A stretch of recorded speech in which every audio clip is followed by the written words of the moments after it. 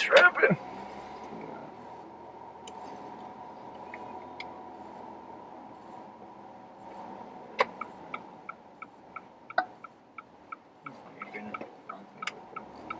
What's that? I've been at this neighborhood. One of my friends lived in that part of that same building she walked up. Oh, for real? Yeah, that's why I was like, this place looks so familiar. Like, I know this place. So you're a heavy believer. Yes, sir. I have a question for you. It's just because I always ask people this, and I think it's wow, this guy. That's pretty cool.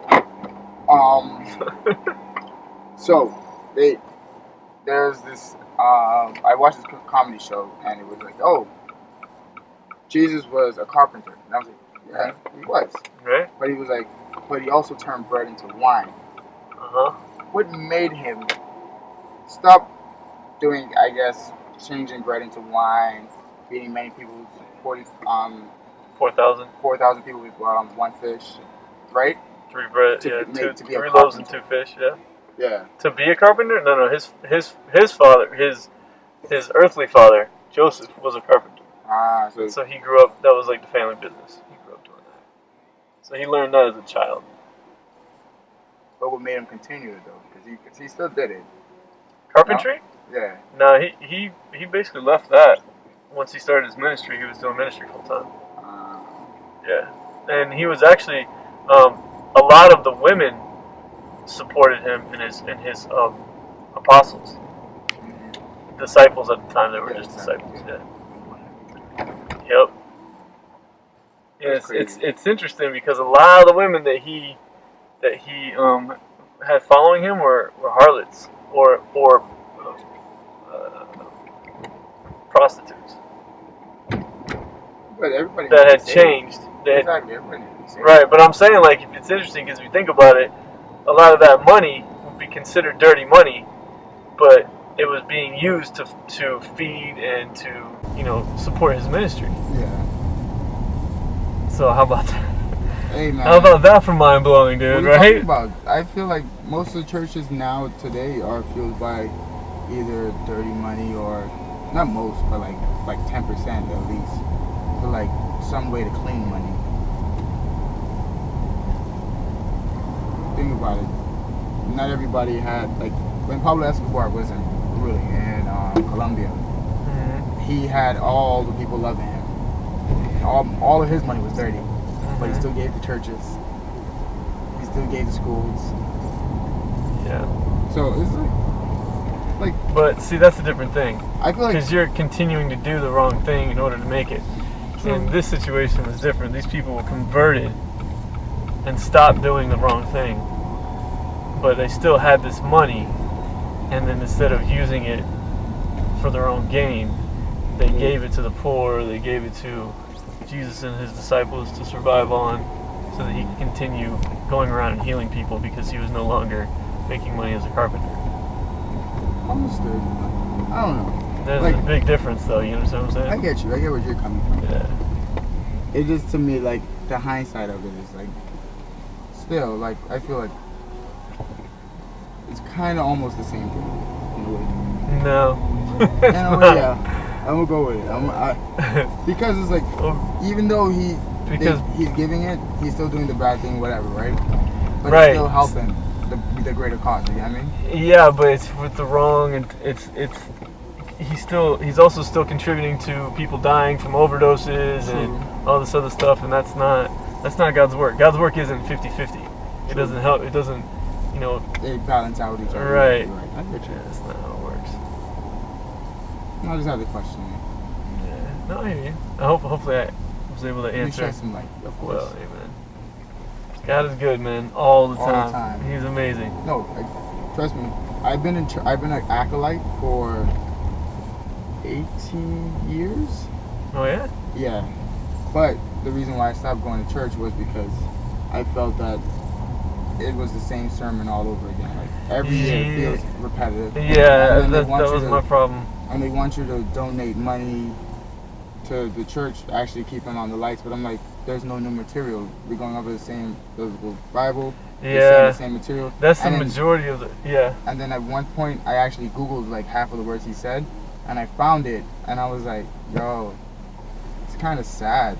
And then I was like, I could go home and pray, and that could be my temple. Like that's me right there. I'll stay in my own lane.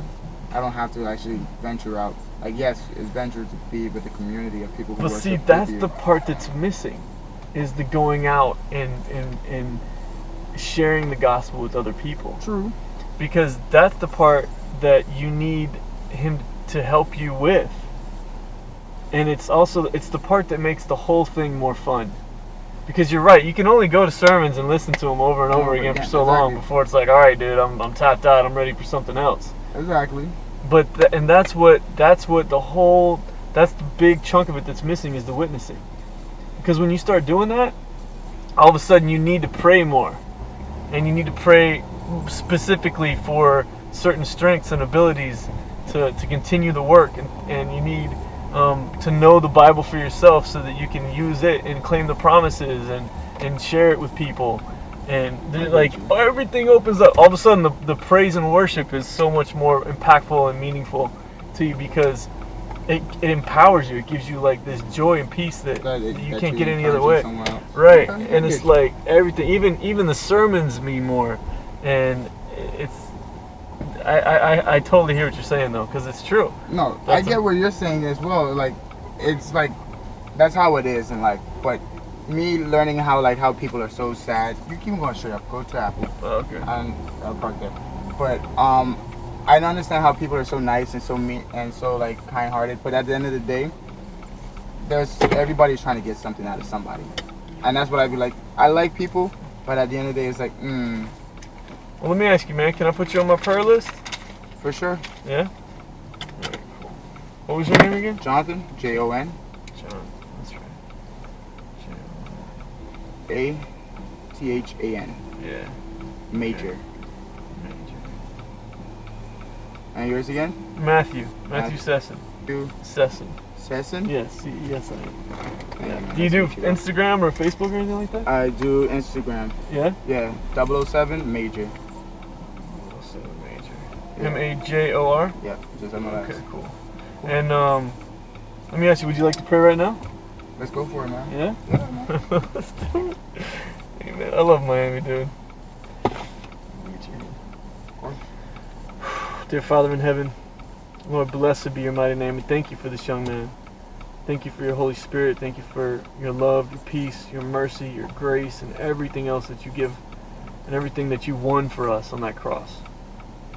And Lord, the truth is, the church in America today is kind of a watered-down version of itself. True. And Lord, I just pray that you would guide both of us to a church, to your churches, because they still do exist, that teach your word and that empower people to go out into the world and to be the light, to be the salt, and to possess this great power that you've made available to us, and to know how to use it for your glory, for your honor, not for our own.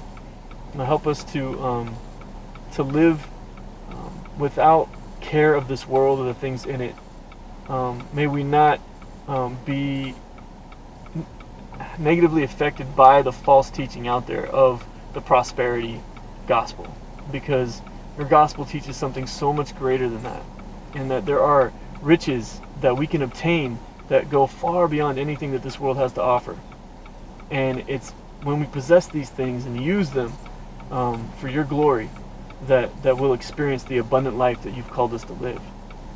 And Lord, I pray for Jonathan and myself that we would find leaders, churches who share this vision and who are anointed by your true Holy Spirit, by the Spirit that causes us to lay down our lives and pick up our crosses and to live this life and not be put off by the false teachers, but to know the truth by your word for ourselves, and to believe in you and to do your will, which is to bring others into the foot of the cross so that they can also receive salvation and live this abundant and wonderful life that you have for us.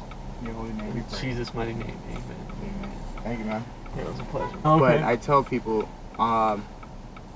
if you want to get heard, there's many platforms. And my friend, he does like Monday motivations. And I told him, I was like, yo, get on YouTube. Like, YouTube is like the slow progression to get into the business. But once people start seeing you, start understanding where you're coming from, you're going to get a backing, correct? And when that backing comes, you'll be like, yo, now you got a following. That following helps you keep on propelling, keep on getting your message across. And then you'll be like, damn, I actually have a purpose now. And like, most people live their whole lives not knowing their purpose. And then you, like, I think my motto is everything happens for a reason. I believe in God.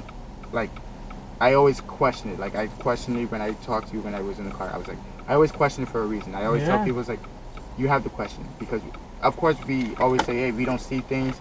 If it doesn't exist, we don't know if it exists. And to that point, I was like, hey, man, it's good to meet you. Like, legit, like 100%. Like, I like when people, like, challenge me, like, to put me, like, hey, man, you know what? You sound like, let me give you some answers. And I like that. Like, this might actually help you with some other questions. For sure. Dang, give that to you. That's for you. I might not read this whole book, but I'm going to keep it. I'll tell you what, bro, just give it a chance. Because it's the type of book that not only do you need to read, but put it into practice and you'll see things open up. Change. No, trust me, like, I've changed my view of life so many times already. And I found that it showed great understanding. Like, I found so many, how can I put it? So many new ways of love and life and entering to life that you'd be like, damn, this all it took is just to actually step out of your comfort zone.